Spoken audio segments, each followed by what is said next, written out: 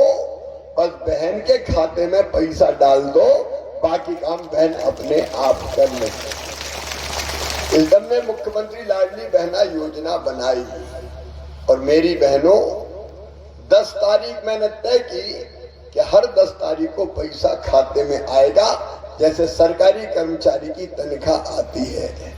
लेकिन 10 तारीख को तो धनतेरस थी। खुलासा 24 मुद्दा जो छपा नहीं छिपा है। खंडवा में सीएम शिवराज सिंह चौहान एक बार फिर विधानसभा क्षेत्र की जनता को मामू बना गए। जी नमस्कार, स्वागत वंदन अभिनंदन है सभी दर्शकों का खुलासा 24 पर। आपके साथ मैं साक्षी जैन। सेंधवा के चाचरिया में आम सभा को संबोधित करने पहुंचे शिवराज जी ने एक बार फिर विधानसभा क्षेत्र की जनता को मामू बनाया है। जी एकदम सटीक और सही सुना आपने। सीधा सच्चा सरल और संपूर्ण सर्वे में आपको बताएंगे जमीनी सच, साहस और सलीके के संग। में बैठी है मेरी बहनों, मैं आपको बहुत लाड करता हूं, लेकिन मैंने बचपन से अपने गांव में भी देखा था कि बहन को अगर 1000-2000 रुपए की जरूरत पड़ जाए तो हाथ फैलाने पड़ते थे और कई बार पैसा नहीं मिलते थे तो मन उदास हो जाता था। बेटा बेटी को कपड़े दिलाना हो, आइसक्रीम खिलाना हो, किताब दिलाना हो, मायके जाना हो, कई बार पैसे का इंतजाम नहीं होता था, तो मैंने अपनी बहनों का उदास चेहरा। इसके पहले भी कई बार सीएम शिवराज ने भरे मंचों से सेंधवा को सिंगापुर बनाने की घोषणाएं की हैं, लेकिन उसकी जमीनी हकीकत आपको अच्छे से मालूम है। मौजूदा समय में मामा शिवराज ने भरे मंच से बहनों को लखपति देवी बनाने की एक और नई योजना की घोषणा कर दी। अपने करीब 30 मिनट के भाषण में मामा शिवराज ने लाडली बहनों का जिक्र किया, जिसमें फ्री की रेवड़ियों में उलझाकर वोटों की बोलियां भरे मंच से लगा हुए दिखाई दिए।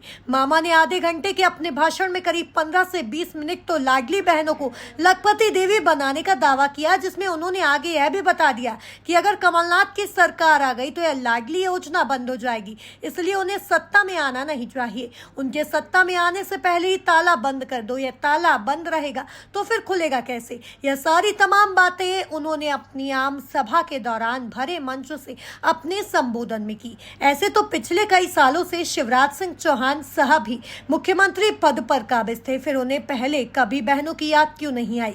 आखिरी समय चुनाव के टाइम ही क्यों बहनों की याद आई? यहाँ बहनों को याद करने के बजाय इनके नेता मंत्री काम पूरा नहीं होने पर बहाने बनाने लगते थे। जब कभी हमारे द्वारा गरीब ग्रामीणों की समस्या को लेकर सवाल जवाब किया जाता था तो इनके पास उनकी समस्या सुनने तक का टाइम नहीं होता था। इतना ही नहीं, ताजा और बड़ा मामला इनकी अपनी खुद की विधानसभा क्षेत्र वारला का है, जहां आदिवासी भाइयों का शोषण इनके नेताओं द्वारा किया गया। इतना ही नहीं, जब अधिकारी मनमानी करता है तो यह आंख मूंद कर बैठे रहते हैं। अब इनको लाडली बहनों को लखपति देवी बनाने की याद आ रही है। इतना ही नहीं, अंतर सिंह आर्य के गृह क्षेत्र की तस्वीर साफ करूं तो इनके ही नेताओं ने गरीब ग्रामीणों के आवास की रकम निकालकर उस पर भी अपना हाथ साफ कर दिया था। खैर, यह तो रही चुनावी जुमलेबाजी की बात। आज भी जमीन पर उतरकर अगर यह देखे ना तो इनके ही गृह क्षेत्र में इनके ही लोगों ने गरीब ग्रामीणों के नाम से आवास का पैसा हजम कर लिया है, जिस पर इनका मौन आज तक बना हुआ है। इस ओर कोई ध्यान नहीं है। खैर, आपको हमारा सच्चा, सरल और संपूर्ण सर्वे अच्छा लगा हो तो इस वीडियो की लिंक को जरूर अंतर सिंह दादा तक पहुंचाना और बताना कि जमीनी हकीकत से आपके पैर अभी भी काफी दूरी पर है। जी नमस्कार, वीडियो अच्छा लगा हो तो इस लिंक को दबाकर शेयर करें, साथ ही साथ चैनल को सब्सक्राइब करना ना भूलें। पूजा कर ली हो जैसे मुझे यही लगा और इसलिए मैं उनका सम्मान करता हूं। और ये पैसा भी मेरी बहनों, आप बताओ, 18 से ज्यादा उम्र की जितनी बेटियां हैं, शादी नहीं भी हुई होगी तो उनके खाते में पैसा डालेंगे, उनका नाम भी जोड़ेंगे। बेटियां तो मेरे लिए देवियां हैं। परिवार, आप सब मेरा परिवार है। बोलो सही बात है कि नहीं? मैं आपको मुख्यमंत्री लगता हूं कि भैया? इसलिए 7 तारीख को ही पैसा डाल दिया। बोलो बहनों, खाते में पैसा आ गया। अब एक बात और अंतर सिंह दादो ने कही, तो कुछ बहनें रह गई है, अभी रह गई ना, हर गांव में 5-5, 10-10 रह गई है ना, तो वो बहनें भी उदास ना हो।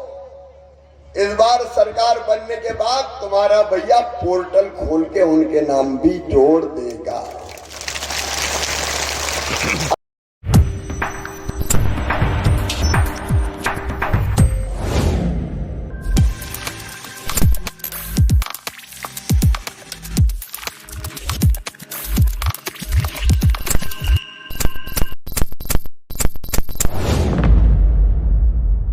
ताज़ा व सटीक खबरों में बने रहने के लिए सब्सक्राइब करें खुलासा 24। साथ ही खबरों के नोटिफिकेशन को तुरंत पाने के लिए बेल आइकन जरूर दबाएं।